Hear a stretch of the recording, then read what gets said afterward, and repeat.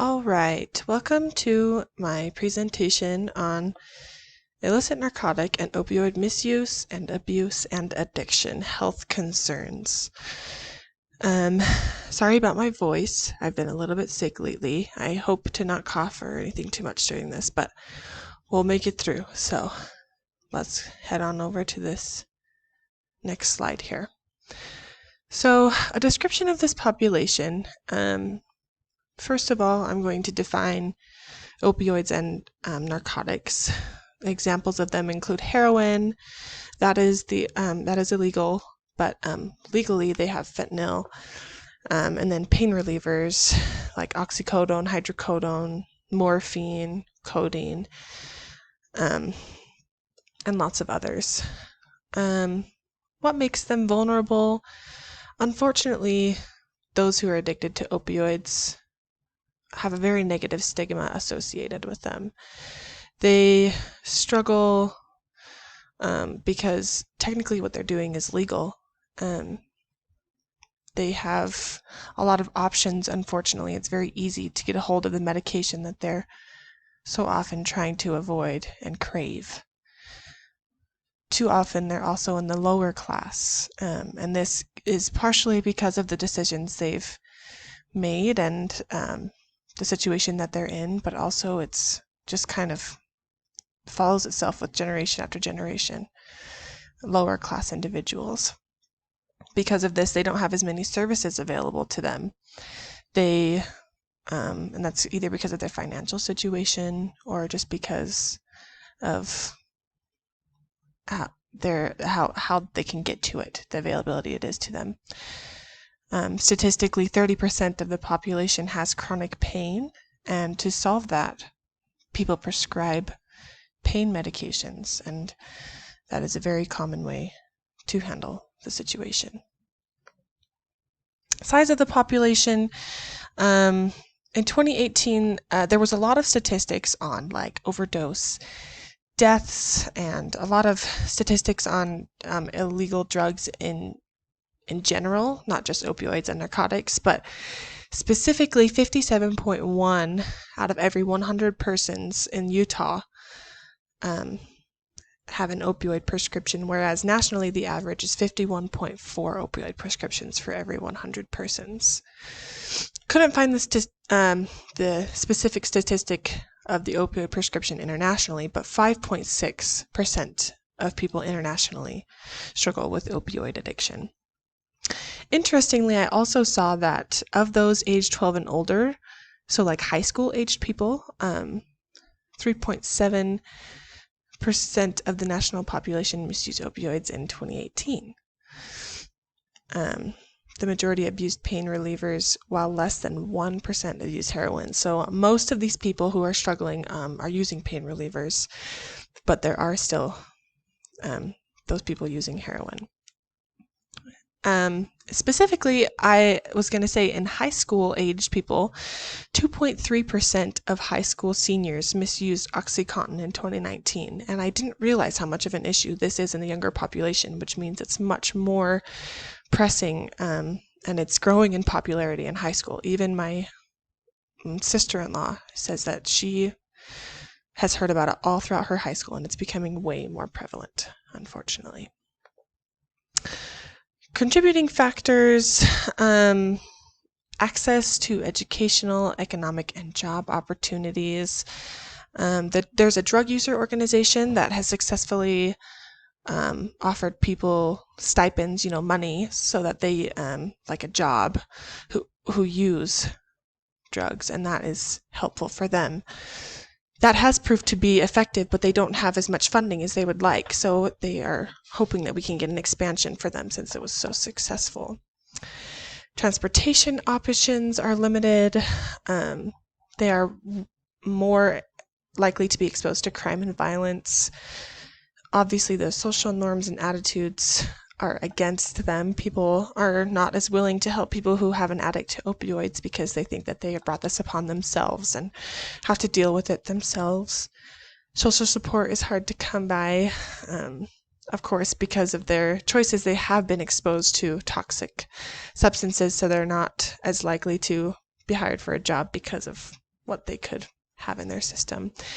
And then physical barriers, if they're having chronic pain, then they are most likely to have some type of physical limitation that wouldn't let them move forward in life as much as they would like to.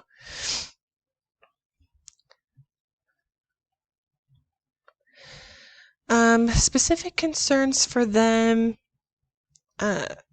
physically, they have ongoing infections and weakened immune systems because injection sites for heroin, and even like they don't move as much. Those with chronic pain, they have a weakened immune system because they aren't as active and they're not taking care of their bodies the way that they should be.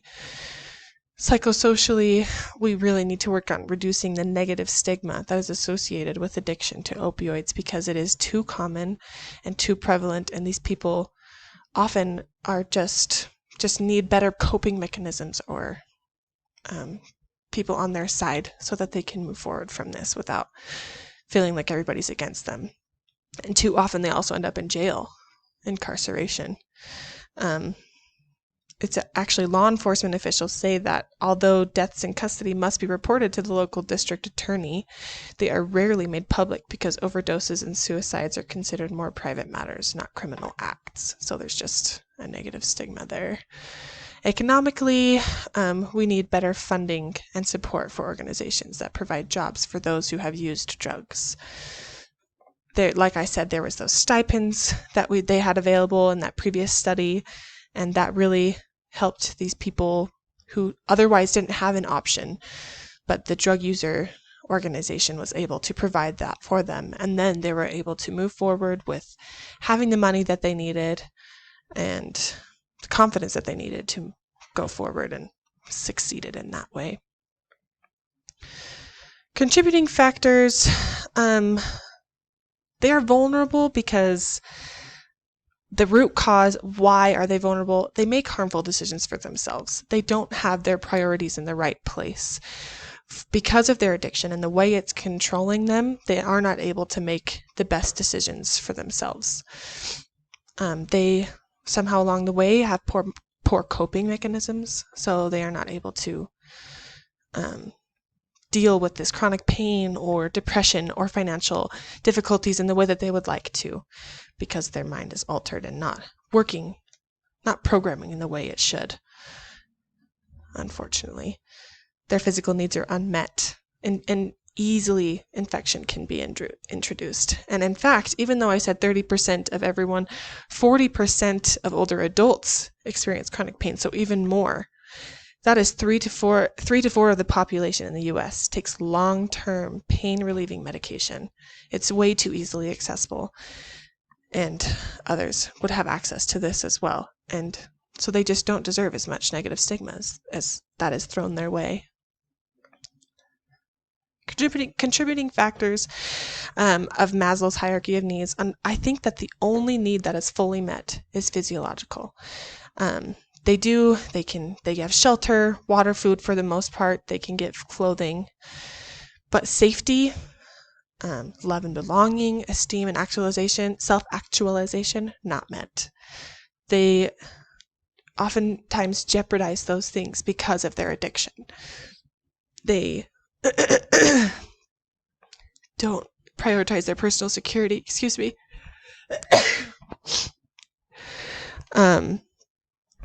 Friendships are not as important to them, obviously. The drug comes first.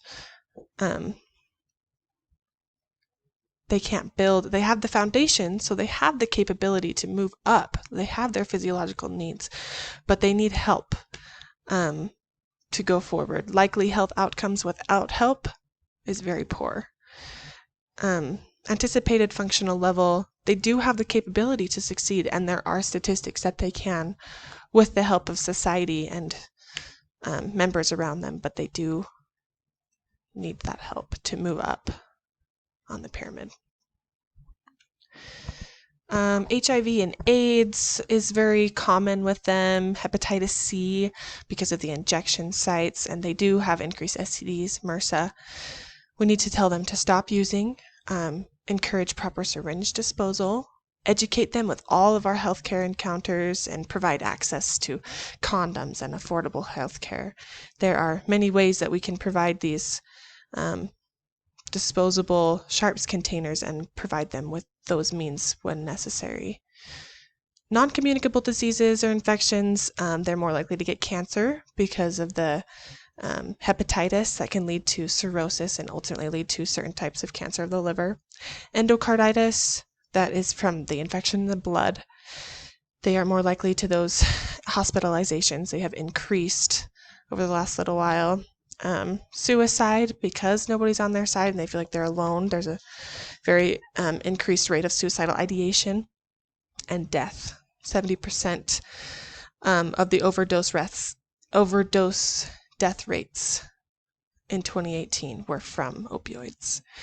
We need to provide affordable health care and rehab. Only 19% of the people who needed rehab got it in 2017. That is just not enough. We need to encourage that for them. Opioid and narcotic addicts are at risk for suicidal ideation. In this survey from the study I read, 43.8% of addicts experience lifelong suicidal ideation thoughts, and they began as early, on average, at about 19 years old. Self-care is very important for these people, and we must encourage them to go to rehabilitation and be on their side. They are a risk for a harm to themselves and to others because they're just not in the right mindset. Addiction controls their mind, and they're at a risk for harm to themselves and others. Obviously, those who have participated in drugs are more often in gangs and participate in dangerous situations. Their mental status is altered, so we must encourage rehab. And then here I have my reference page.